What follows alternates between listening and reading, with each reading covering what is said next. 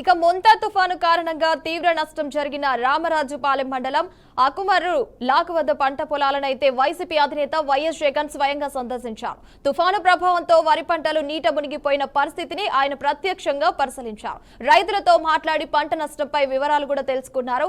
తుఫాను సమయంలో గాలివానలో వర్షాల వల్ల కూలిపోయిన వరి కంకులనైతే రైతులు చూపించారు. వరి పొలాల్లో తుఫాను దాటికి తడిసిపోయిన వరి కుంకలనైతే రైతులు ప్రత్యక్షంగా చూపించారు. రైతులు తమ ఆవేదనను జగన్ ముందైతే వ్యక్తం చేశారు.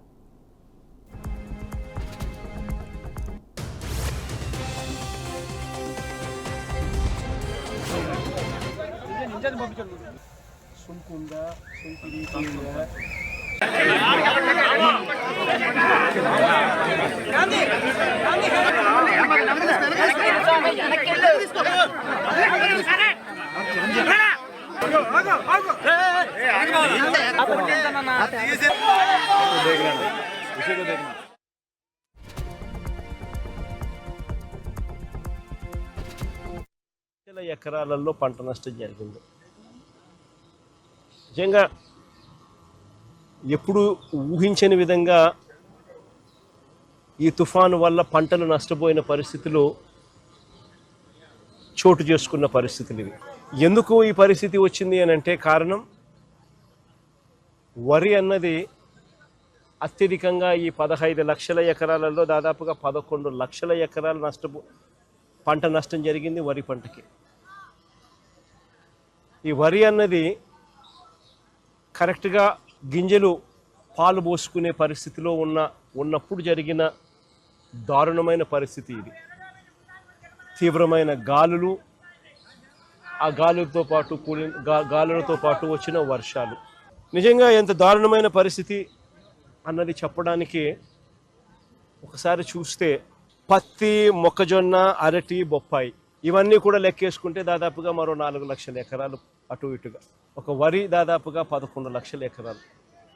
రాష్ట్ర వ్యాప్తంగా దాదాపుగా 15 లక్షల ఎకరాలు రైతులు నష్టపోయిన పరిస్థితుల మధ్య ఈరోజు రైతులు కనిపిస్తూ ఉన్నారు. 15 లక్షల ఎకరాలలో పంట నష్టం జరిగింది. నిజంగా ఎప్పుడు ఊహించని విధంగా నిజంగా చంద్రబాబు నాయుడు గారి పాలనలో పరిస్థితి ఎలా ఉంది అని చెప్పి చూస్తే ఈ 18 నెలలు చంద్రబాబు నాయుడు గారు పరిపాలన చేసిన ఈ 18 నెలల్లో దాదాపుగా 16 సార్లు అది సైక్లోన్స్ కానివ్వచ్చు, డిప్రెషన్ కానివ్వచ్చు, కరువు కానివ్వచ్చు, లేదా అల్పపీడనాలు, లేదా అకాల వర్షాలు ఇలా ఏ సందర్భం అయితేనేమి దాదాపుగా 16 సార్లు రైతులు ఇబ్బంది పడిన పరిస్థితులు ఈ 18 నెలల కాలంలో చంద్రబాబు నాయుడు హయాంలో జరిగాయి. ఈ 18 నెలలుగా దాదాపుగా 16 సార్లు రైతులు ఇబ్బంది పడ్డ పరిస్థితులు ఎదురైనాయి. నేను అక్కడే అడుగుతా ఉన్నా, ఈ 18 నెలలుగా కనీసం ఏ రైతుకైనా ఒక్కసారైనా ఇన్పుట్ సబ్సిడీ అన్నా ఇచ్చారా అని అడుగుతా ఉన్నా. కనీసం ఏ రైతుకన్నా ఒక్కసారైనా కూడా కనీసం ఇన్సూరెన్స్ డబ్బన్నా కనీసం ఏ రైతైనా చూశాడా అని అడుగుతా ఉన్నా. కనీసం ఏ రైతుకైనా కూడా పెట్టుబడికి సహాయంగా 20,000 ఇస్తామన్నారు. అన్నదాత సుఖీభవ అని ఒక పేరు పెట్టారు. 2 ఏళ్ళకి కలిపి 40,000 ఇచ్చింది ఎంత అని చూస్తే అరకొరగా 5,000. అంటే పూర్తిగా రైతును వెన్ను విడిచారు. 40,000 ఇవ్వాల్సిన చోట 5,000 ఇచ్చారు పెట్టుబడి సహాయం కింద. 2 ఏళ్ళకి కలిపి 20,000. ఇన్పుట్ సబ్సిడీ రూపాయి రాల. ఇన్ని కలామిటీస్ జరిగిన, ఇన్ని ఇబ్బందులు పడినా నిజంగా చంద్రబాబు నాయుడు దృష్టిలో రైతు అనేవాడు వ్యవసాయమే దండుగా, వ్యవసాయం చేయడమే దండుగా, రైతు వేస్ట్ అనేది చంద్రబాబు నాయుడు మైండ్ సెట్. అందుకనే రైతు ఈరోజు ఇన్ని అగసాట్లు పడుతూ ఉన్నాడు, ఇన్ని అవస్థలు పడుతూ ఉన్నాడు.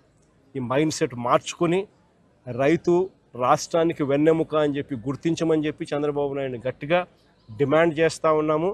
చంద్రబాబు నాయుడు గారు స్పందించే తీరు గన సరిగ్గా లేకపోతే రైతుల తరపున వైఎస్ఆర్సీపీ పోరాటం చేయడానికి సన్నద్ధంగా రెడీగా ఉంటుందని కూడా ఈ సందర్భంగా గట్టిగా చంద్రబాబు నాయుడుకు వార్నింగ్ ఇస్తూ ఉన్నాం. ఈ సందర్భంగా ఒక్కరికి కూడా కౌలు కార్డు కూడా ఇచ్చిన పాపాన పోలే చంద్రబాబు నాయుడు.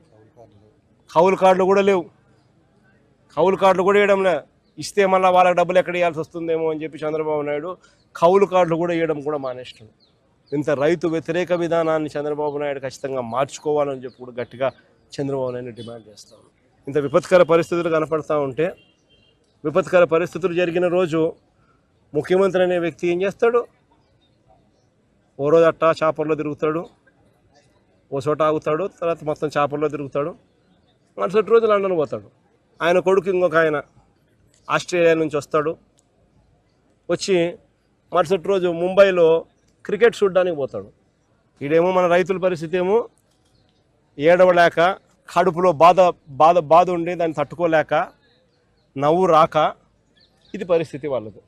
చంద్రబాబు నాయుడు దృష్టిలో రైతు అనేవాడు వ్యవసాయమే దండుగా, వ్యవసాయం చేయడమే దండుగా, రైతు వేస్ట్ అనేది చంద్రబాబు నాయుడు మైండ్ సెట్. అందుకనే రైతు ఈరోజు ఇన్ని అగసాట్లు పడతా ఉన్నాడు.